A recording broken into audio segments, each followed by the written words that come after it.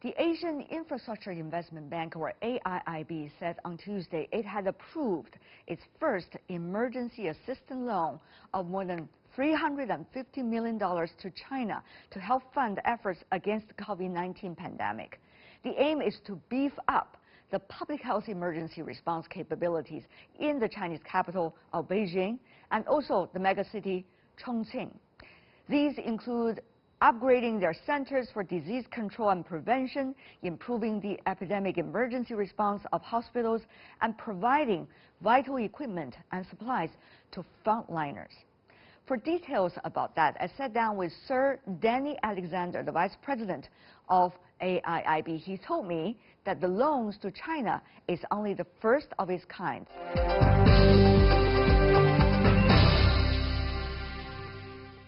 Tell me more about how is this decision come into being?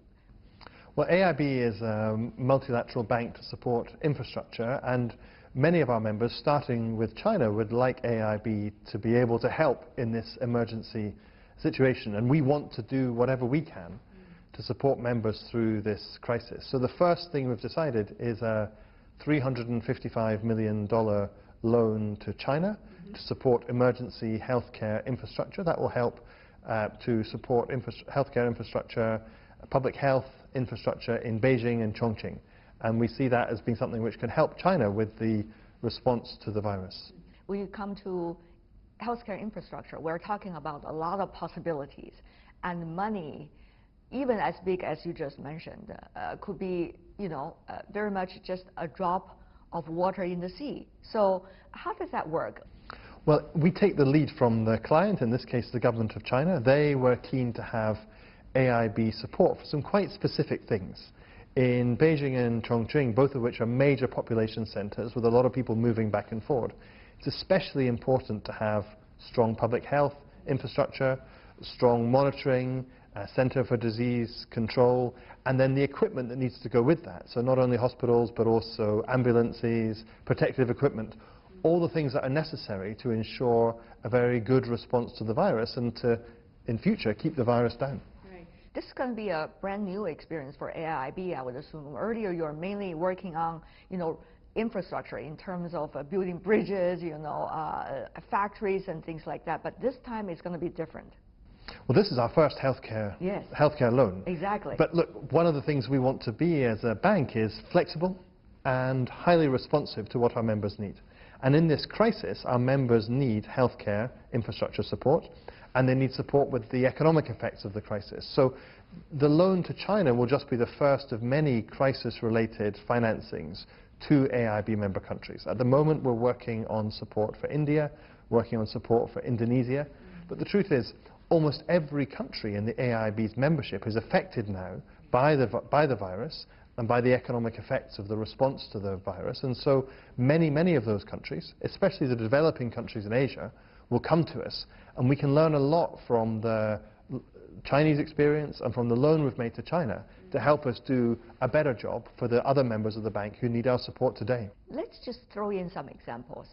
We talk about building healthcare infrastructure. Was there any recent experience over the past few decades of that in any country that could use as reference for us right now when we are dealing with a global pandemic, when we are trying to build a healthcare infrastructure for a global pandemic outbreak time? A number of countries have already good control systems for monitoring outbreaks, for sharing information, centers of disease control, this kind of thing. And so part of our lending to China is about helping to invest in that system for the future.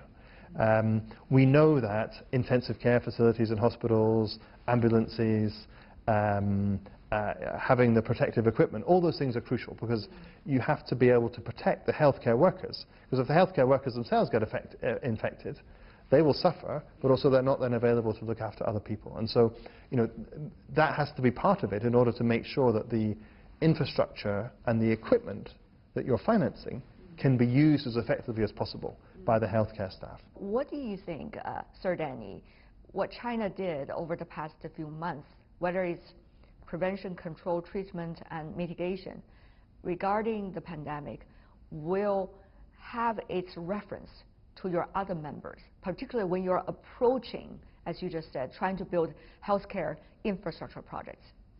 Well, I think many countries will look at how China tackled the virus and learn lessons from it, and look at what worked and look at mistakes that were made and try and make sure that they can learn from those lessons. But I think the real challenge comes in the less developed countries where the healthcare system is not so strong, where the monitoring and disease control systems are not as strong as they are in China or in other countries. And so I think it's in those cases where support from the AIIB, coordinated with other international bodies, can be really helpful to ensure that countries with weaker systems can build those systems quickly to help them respond better to the virus in the right way. So this is a race against time, isn't it? For sure. As we speak, things are happening every day, changing. Every day around the world, the effects of the virus are spreading. Of course, sadly, many people are dying or being hospitalized, but also member countries and countries all over the world have decided to really slow their economies right down in order to give them the best chance of controlling the virus. And so one of the other issues for institutions like the AIIB is to help those countries in this period of slowdown and then to be able to recover quickly afterwards, because that's what's going to be crucial, not only to the health systems, but to the health of economies too, after the immediate crisis is passed. So you are also dealing with multiple crises going on at the same time. On the one hand, help with the healthcare infrastructure. On the other hand, how to deal with the economy, which is going to be having a huge impact on every one of us. Absolutely right. So last week we announced that we're setting up a crisis response facility. That's a $5 billion facility which will offer support very flexibly to member countries who are responding to this crisis. What do you mean by flexibility? Well, it means, just like you just said, there are healthcare needs. There are needs in other economic sectors, infrastructure, manufacturing. So each member will have the best understanding of where the support needs to be focused. And so the facility is flexible in that it can respond to healthcare needs, but it can also respond to other economic needs, really according to the specific circumstances of each country. And the idea is to be able to respond very rapidly. So the loan that we approved for China, that was put together in a few weeks, much faster than normal, precisely because you want to respond quickly to the emergency. And will that speed up even more, because we have seen things are happening again very quickly elsewhere in the world? Well, we're already having conversations with more than 20 members who've come to us already to say, can you help us? We have the people, we have experts in different areas who can handle those conversations. We have a good understanding of the sorts of things that we can do, not least learning from this first loan in China. And so I'm quite confident that when the members come to us with requests, that we'll be able to respond to those quickly and efficiently, and that's certainly our objective. I think the other aspect is that it's really important that the global community has a coordinated response to this. So we've been working very closely with the World Bank, with the Asian Development Bank, with the IMF and others to really coordinate, because of course each institution will be able to do very specific things, and so we have to all play to our strengths. We have to all move quickly, and we have to work closely together, and that's what we're doing with other international bodies. Sir Danny, as you may know very well, probably much better than any of us, that this is a difficult time. People are talking about comparison to 2008 and 2009 financial crisis, and people are even talking about to the 1930s big recession, without knowing at this moment what it is. But how is AIIB likely to prepare for the worst, hope for the best, though? I mean, resources are limited when an economic crisis comes. So how to use money smartly and more efficiently? You know, I was very involved in the response to the 2008 financial crisis. I remembered. And you know, this could well be more severe in terms of its economic effects than that. That's what some of the forecasts are saying. I think the key thing for AIIB is that we have a lot of financial capacity, and we need to be ready to use that financial capacity flexibly and quickly to respond to the needs of our members. And so it means we have to talk very frequently to the member countries, work out what they need and what we can provide, and stand with them. You know, I think the key thing about our institution is that we will stand with our members, we'll help them through this crisis, we'll work closely with the rest of the international community to coordinate. And I think it's that international coordination which is really powerful to give the world the instruments it needs to help get through this crisis.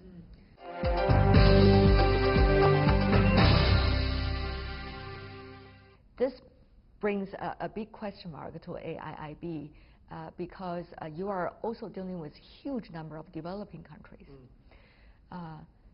It takes a long time to establish a very well-established healthcare system. You can't do that in one day. You can't do it overnight, that's true. You can't do that just through the healthcare infrastructure project. But people are going to look at you, AIIB, say, oh, AIIB is important, we know that, so help us, do something. After you're doing it, it might not necessarily going to be reflected immediately. So that means a lot of pressure for AIIB, I would assume. Well, look, we have to play our part. Yes. We have to play our part in the international response. We have to do our bit to help countries. But we also have to work in partnership with other institutions. So, you know, the World Health Organization is given the remit by the international community to work on health issues. So we have to work in partnership with them, listen to them about what's needed. Do the same with other international institutions. AIIB does not have all of the wisdom about every subject. In fact, we're trying to be a lean organization, which means we want to work in partnership with the relevant experts in each sector. And in healthcare, that means partnering with the right organizations who can help us in those areas. But what we can bring is the financial capacity that we have, the knowledge we have about infrastructure, the ability to move quickly and to mobilize resources to help member countries. Before this pandemic broke out, we saw some signs of geopolitics being played around. Now we also saw finger-pointing, blaming games in the middle of the pandemic. So, Sir Danny, how is this going to have an impact on AIIB's work, which is a multinational platform? Well, as we've discussed this before, AIIB is a non-political organization. Exactly. We don't get drawn into political disputes. Can you prevent it from happening? I mean, people we are can't. trying to grab whoever into politics, into geopolitics. Of course there will be disputes, and that's between countries to work out for themselves. What we can do is help those countries to work together through the AIIB for the purpose that the AIIB was set up, which is to invest in infrastructure that supports sustainable development. In this case, to deliver a rapid response to support our countries in this crisis, to be flexible and imaginative and innovative in how we do that. What about the future source of funding for AIIB? Now, Sir Danny, we are going through a difficult time, and every country is trying to make sure they have enough resources for their own people, meaning that there will be less possibility or pool of funding for AIIB. What do you make of that possibility? You don't need to worry about that. I don't need to worry about that because AIIB capital from countries, their contributions have already been paid in. And we don't need to go back to the members asking for more money. We have the money they've paid in, and we use that to finance projects. We issue bonds in the markets to finance projects. So we don't have to go back to our members and ask for more money. They've already been very generous in their contributions, and now we have to make that money work for them in this crisis. That's our job. Sir Danny, you went through the financial crisis. You play a very instrumental role during that period of time, helping your home country at that time, the UK, to weather the storm. What was your personal experience like, and how do you think it could apply today when you are facing your job here at AIIB, and also to share with others who are watching this program, you know, what does it take to go through a storm? And in retrospect, what really counts? Well, I think that maybe two things from that time. The first is that there was a very strong sense of global common purpose and countries working together to have a coordinated response. Led by the G20, when Gordon Brown was Prime Minister, he did a superb job in that respect. And so having the G20 come together again, as it did in Saudi Arabia recently, to coordinate and to put forward ideas is an important part of this. And I think global coordination is crucial. That's where institutions like ours can play a really valuable role.